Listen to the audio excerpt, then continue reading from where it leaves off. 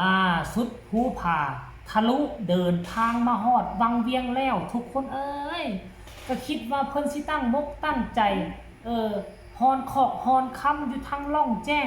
หาเงินได้ก้อนหนึ่งสิไปเฮ็ดพาสปอร์ตแล้วก็สิมาฟังไทยแต่ที่ไหนได้ชีวิตของภูผามันต้องขึ้นอยู่กับการเดินทางทุกคนเอ้ยสบายดี FC แฟนคลับทุกทานมาพบมาพ้อกันอีกแล้วคลิปค่อยคำยามแรงทานผู้ชมตาเว้นได้ตกพาดหน่วยภูความมืดเข้ามาประทังเรียบร้อยแล้วตอนนี้เนาะแล้วก็มีเหตุการณ์ที่มันเกิดขึ้นหลายสิ่งหลายอย่างบ่ว่าจะเป็นตุนเอบ่ว่าจะเป็นตุนตายที่สร้างผลงานโดดเด่นอยู่ทั้งฝั่งไทยแต่พระเอกของพวกเฮาพระเอกโตจริงนั่นก็คือภูผาเนาะกายังเป็นโตจริงอยู่วันยังค่ำยังสร้างผลงานโดดเด่นบ่แพ้ทั้งสองคนนั่นเลยแต่ว่าผลงานของภูผาบ่คอยจับต้นส้นปลายได้เลยทุกคนเอ้ยหลายคนก็เป็นห่วงเนาะว่าภูผาอยู่ไสไปไสน้องจะทำงานอีหยังหลายคนก็คอมเมนต์มาหาก็เฮ็ดคลิปมือเศร้าบอกว่าภูผาฮอนคำเด้อเอาไปเจอบ่คำใหม่ฮอนคำอยู่ว่าซั่นเฮ็ดคลิปตอนเศร้าตกตอนแรงเห็นถ่ายวิดีโอห้อยโหนรถสองแถวลงมาจากล่องแจ้งทะลุมาฮอดอีกบ่กี่เท่าใดกว่ากิโลก็สิฮอดเมืองวังเวียงแล้วทุกคนเอ้ยภูผาคันความจริงแล้วนะคันภูผามุ่งมั่นตั้งใจเฮ็ดอันใดมันก็พอจับมันก็พอบ่ายได้เงินได้คำนะทุกคนเอ้ยคันสิเฮ็ดเวียกก่อสร้างก็ตั้งใจเฮ็ดเวียกก่อสร้างคันสิเฮ็ดเวียกฮอนคำก็ตั้งใจเฮ็ดเวียกฮอนคำคนที่ฮอนคำนี่ร่ำรวยกับบักหลายๆค่อยก็เห็นอยู่นะผู้ที่เขามุ่งมั่นตั้งใจเฮ็ดนี่นะเอาดินค้ำเป็นเปามาขายให้เขาไปฮอนต่อเปาละ500,000เปาละ6-700,000แบบสินะมีคนเฮ็ดบักหลายกับคนรวยก็หลายอยู่แต่ว่าเป็นอย่างภูผาคือเฮ็ดแล้วบ่ได้เงินนำหมู่ไปเฮ็ดกรรมกรก็คือว่าบ่ได้เงินปกติกรรมกรทุกมื้อนี่ก็300,000แล้วได้ทุกคนเอ้ยคันว่าเป็นสร้างกอนี่ก็300,000แล้วคันว่าเป็นกรรมกรผู้กอบ่เป็นยกปูนนะผสมปูนยกปูนก็ได้200,000แล้ว200,000นี่พวกเจ้าไปซื้อข้าวซื้อน้ำกินนี่มันก็พอแล้วอยู่ลาวพอแล้วคันว่ามุ่งมั่นตั้งใจเฮ็ดนะเอาเดือนนึงก็6-7 ล้านละได้มื้อนึง300,000พอผู้ผานี่เป็นสร้างกอแล้วได้เดือนนึง6-7 ล้านนี่มันก็ดีกว่าเขาเจ้าอยู่ห้านอาหารดีกว่าเขาเจ้าไปจ้างขายเครื่องให้คนจีนเดือนนึง4 ล้าน5 ล้านไปอยู่ห้านขายโทรศัพท์มือถือให้กับคนจีนก็เดือนละ4 ล้านกีบอันผู้พามาเฮ็ดกรรมกรนี่เอาเดือนนึง6-7 ล้านพุ่นน่ะคันว่ามุ่งมั่นตั้งใจเฮ็ด2 เดือนก็มีเงินไปเทคพาสปอร์ตแล้วมีเงินเดินทางมาไทยแล้วแต่ว่าผู้พาเราเป็นจังได๋ค่อยก็บ่ฮู้คือกันนะเดี๋ยวนี้นะอันนี้ค่อยก็บ่แน่ใจเด้อจนว่าเฮ็ดให้พ่อแม่พี่น้องฟังไทยบางคนจากสงสารก็กลายเป็นขี้เดียดซ้ำได้บ่นี่จากที่แรกสงสารแนะนำอยากช่วยเหลือเอาไปเอามาแล้วเริ่มเบื่อเริ่มนายแล้วได้ท่านผู้ชมเอ่ยแต่ก็เอาเบิ่งอีกจักตั้งนึงก่อนท่านผู้ชมเอ่ยลองอีกจักตั้งนึงลองเบิ่งว่าเราลงจากล่องแจ้งลงมาแล้วเราสิตั้งใจอยู่วังเวียงนี่บ่หรือว่าอยู่วังเวียง 3-4 มื้อแล้วก็พอได้เงิน4 500,000พอได้ค่ารถ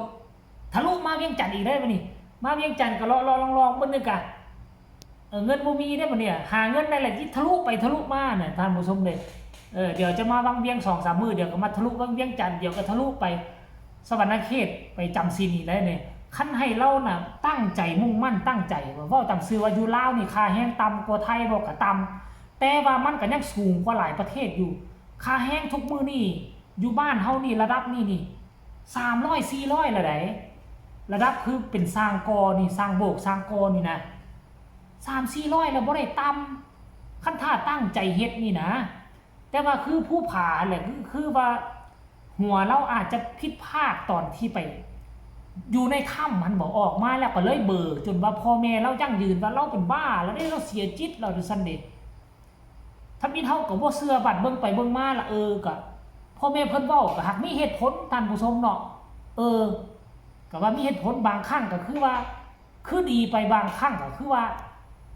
เอาแน่เอานอนบ่ได้ท่านผู้ชมรายละเอียดให้ทุกคนไปชมคลิปนี้สากลแล้วพ่อกันในช่วงต่อไปเชิญไปชมเลยทุกคนในคลิปสั้นๆ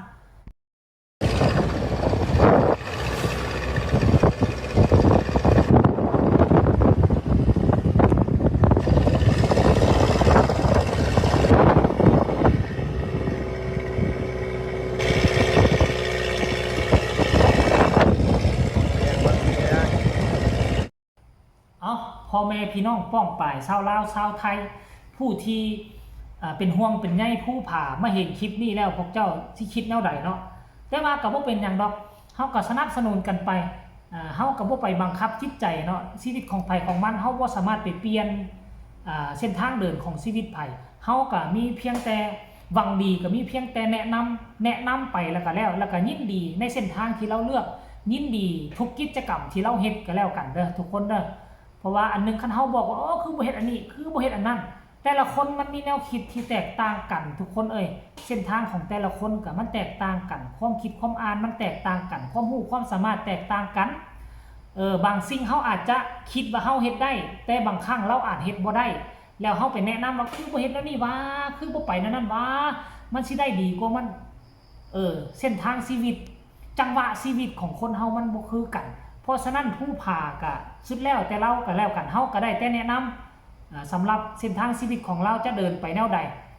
จะเป็นแนวใดจะได้มาไทยหรือบ่ได้มาก็ขึ้นกับความสามารถของเราก็แล้วกันเนาะ